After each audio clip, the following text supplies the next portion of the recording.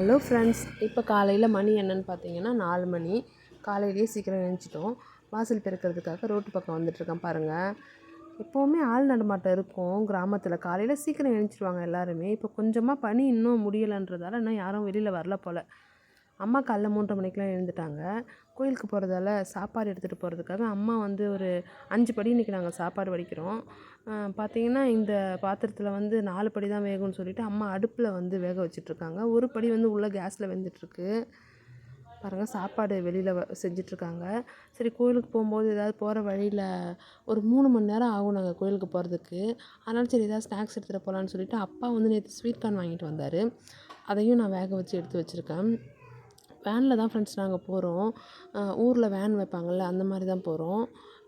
போன மாதம் அம்மா மட்டும் போயிட்டு வந்தாங்க. இந்த மாதம் நாங்கள் ஃபேமிலியில் எல்லாமே போகிறோம். 14 பேர் நாங்கள் போகிறோம். என் கசின்ஸு, என் அத்தைங்க எல்லாமே நாங்கள் போகிறோம். பார்த்தீங்கன்னா காலையில் 7 மணிக்கெலாம் வீட்டில் வேன் எடுத்துருவாங்கன்னு சொன்னதால் காலையில் டிஃபனுக்கு வந்து போகிற வழியில் ஏதாவது சாப்பிட்டுக்கலான்னு சொன்னாங்க. அதனால் நாங்கள் வீட்லேயே வந்து காலைக்கு டிஃபனுக்காக இட்லி ரெடி பண்ணி கொண்டு போகிறோம்.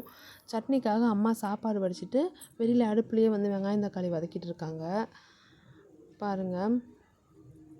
வதக்கிட்டு சரி ஆறுறதுக்காக ஃபேனில் கொஞ்சம் நேரம் வைக்கிறதுக்காக உள்ளே எடுத்துகிட்டு வந்து வச்சுருக்காங்க.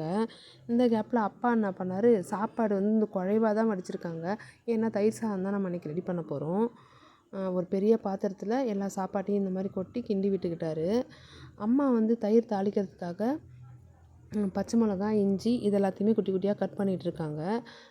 5 கிலோ 5 கிலோ 5 படின்னு சொன்னாங்க அம்மா. அந்த சாப்பாட்டுக்கு 4.5 லிட்டர் நாங்கள் தயிர் வீட்லேயே நேற்று அப்பா வந்து பால் வாங்கிட்டு வந்திருந்ததால் புற ஊற்றி இந்த மாதிரி வீட்லேயே தயிர் நாங்கள் ரெடி பண்ணிக்கிட்டோம் பாருங்கள். நல்லா க்ரீமியாக இருந்தது தயிர். ஓவர் புளிப்பே இல்லாமல் சூப்பராக இருந்துச்சு. ஏன்னா நம்ம வந்து சாப்பாடு வந்து அம்மா போன டைம் போனப்போ சொன்னாங்க, நிறையா பேர் அங்கே வெளியில் உட்காந்து யாசகம் கேட்டிருப்பாங்கள்ல, அவங்களுக்கு ஏதாவது நம்ம சாப்பாடு கொடுக்கலான்னு சொன்னாங்க.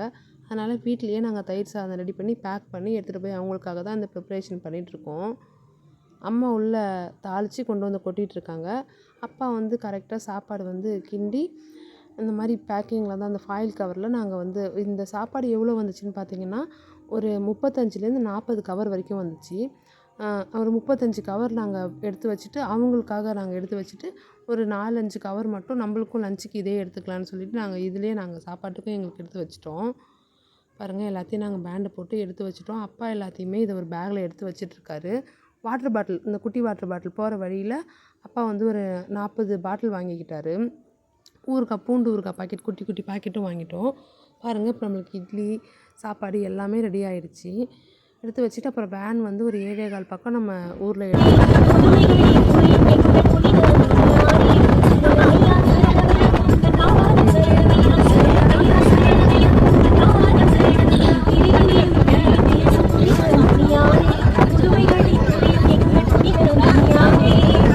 நாங்கள் கோயிலுக்குள்ளே வந்துட்டோம்.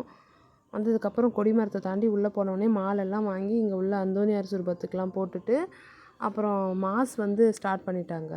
நிறையா கூட்டம். மாதத்தோட ஃபஸ்ட்டு செவ்வாய் வந்து இங்கே ரொம்ப ஸ்பெஷலாக இருக்கும்னு சொல்லியிருந்தாங்க. நல்லா இருந்தது. உள்ளே நாங்கள் எல்லாமே போய் ப்ரேயர் பண்ணிவிட்டு உள்ளே போயிட்டு பூசெல்லாம் முடிஞ்சிட்டு அதுக்கப்புறமா சாப்பிட்டுட்டு லஞ்ச் நாங்கள் இங்கேயே முடிச்சுட்டு திரும்ப வந்து ஒரு 3 மணி 4 மணி போல் வேன் எடுத்துட்டாங்க. அப்புறம் அப்படியே நாங்கள் வீட்டுக்கு வந்துட்டோம் ஃப்ரெண்ட்ஸ். அங்கே பார்த்தீங்கன்னா நேற்று ஷார்ட்ஸில் நான் உங்களுக்கு ஷேர் பண்ணியிருப்பேன். அந்த ஸ்டாச்சு தான் இது. ஒரு பக்கம் மாதா, இன்னொரு பக்கம் அந்தோனியார் உருவம் இருந்தது. பார்க்கவே ரொம்ப அழகாக இருந்தது பாருங்கள். நான் ஃபர்ஸ்ட் டைம் இதை பார்க்குறேன்.